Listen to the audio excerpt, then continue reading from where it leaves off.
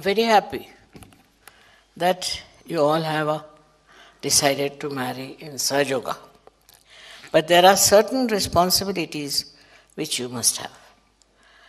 It's not like other marriages, that today you marry, tomorrow you divorce, then do this, do that, nothing of the kind. You are marrying in Sahaja Yoga because we want to strengthen Sahaja Yoga. You will have wife, she'll look after you, she'll be kind to you, she'll be loving you because she's a Sahaja Yogini. And you should also be very kind to her. Don't try to dominate. Don't try to assert your ideas. See what she wants. You must know how to love your wife. Otherwise, marriages are not possible. But once you divorce in Sahaja Yoga, we will never marry you again. This we have decided now. Or in any way, if you desert your wife, or leave her, or do something irresponsible about your marriage, in Sahaja Yoga you have no place. So, once for all, now only you decide that you are marrying. It's a very, very big responsibility. We want Sahaja Yoga marriages to be very successful, and all of you should enjoy a very happy married life. No use dominating, no use controlling, but enjoying each other's company. Because your wife is also Sahaja Yogini, you are also Sahaja Yogi. We don't marry you unless and until you are Sahaja Yogis. The reason is we are enlightened people. We are of higher awareness. We have our spiritual life. We have to show in our lives how you behave very much differently from others who are stupid people, who are going fighting, spoiling everything. So that you will have nice children. You have to look after your children, look after your family. That's your first thing. Of course, some of you will be very busy with your work. It's all right. But loving the wife, looking after her, looking after children is very important. Otherwise, you should become bachelor. You should not marry. But if you are marrying, you are taking the responsibility of the wife. She is the daughter of somebody, and the father is giving that daughter to you. So far, boys have behaved very well, I must say, in Sahaja Yoga. And so now you should also have wisdom and understanding that you are here to produce Sahaja Yogi children, to help in Sahaja Yoga, because we have to change the world. It's to be emancipated. If you have very lower level of understanding of marriage, it won't work out. So I have to make a very great respect. With great respect, I have to make a very humble, I should say, request to you that please, if you are entering into a married life in Sahaja Yoga, you have to understand your responsibility. It's a very great responsibility. It's a responsibility for the whole world, because we have to change the whole world. And if you behave like other husbands of your country or of other countries, then what's the use of marrying in Sahaja Yoga? You can go and have a nice marriage outside. But if you are marrying in Sahaja Yoga, you have to know it's a big battle against evil, against injustice, and also against all kind of mismanagements. We want to make a beautiful world. And to make a beautiful world, we need people who are beautiful, who themselves respect everyone.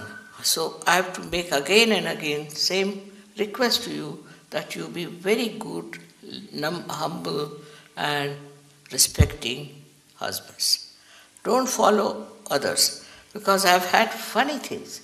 And I was surprised, how could these people become like this in marriages, in Sahaja Yoga? But we found out they were all mad, lunatics. And they behaved in a lunatic manner. So aggression and all these things are not allowed. You are marrying this girl specially for the benefit of the whole world. Not only yourself, not only your children, your family, but the whole world. Before the whole world, you have to show that you are a very sensible, wise, and highly evolved person. This is not a marriage of lower type of people. So it's a responsibility with you to show that you are very matured and that you have that feeling of enlightenment within you, and you are enlightened people, and you can enlighten the whole world. Of course, because the wife is coming from another family, another country maybe, so there will be little difference of understanding. So you make her understand. You have to talk to her. You have to tell her, all right, come along, sit down. But no use losing temper and getting angry. Whatever explanation you may give for that is not good. It's not going to help you. I want to see all of you how you show successfully that you are very nicely married to your wives. But I don't say you spoil them, by no means. I've already told them, don't have to spoil them. But let them be also on the good lines of Sahaja and become good volunteers of Sahaja. They'll be very good mothers and they'll create those children which we want now who will completely change this world. So I hope you agree with me. And if you agree, well and good. If you don't agree, even now you can leave and you can give up. I will not mind at all. But after marriage, if you try to misbehave or if you try to divorce something, we have no place in Sahaja. We will not have you here. So, are you all accepting it? All right? Whosoever is not accepting, raise your hand. Thank you very much. Thank you very much. I am very happy to know this. So, you have to be wiser and you have to explain to your wife, see now, this is this, this is this. And let them see that you are intellectually higher. Not only that, but you are very wise. Spiritually, you understand. And then they will listen to you. Be kind, be nice. They are leaving their parents. They are leaving their families. They are leaving their countries also.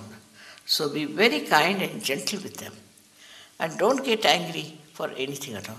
There's no need to get angry at all. All my life, I've never been angry.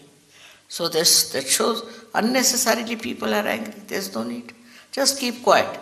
If you don't like something, keep quiet. But don't show your temper or anger. You have to show that you're wise, dignified people. I have seen some husband throwing things, shouting, doing all kinds of things. Then how can the wife have respect for you? Unless and until you're respectable. You have to be respectable. You be kind to her, nice to her. I'm not saying you spoil them. Not at all. If you think something is wrong, then let her sit down, you sit down and explain to her that this won't be good from Sahaja point of view. All right? So I wanted all of you to wait. And so all these years you have grown up now. You understand what is the purpose of your life. Thank you very much. May God bless you.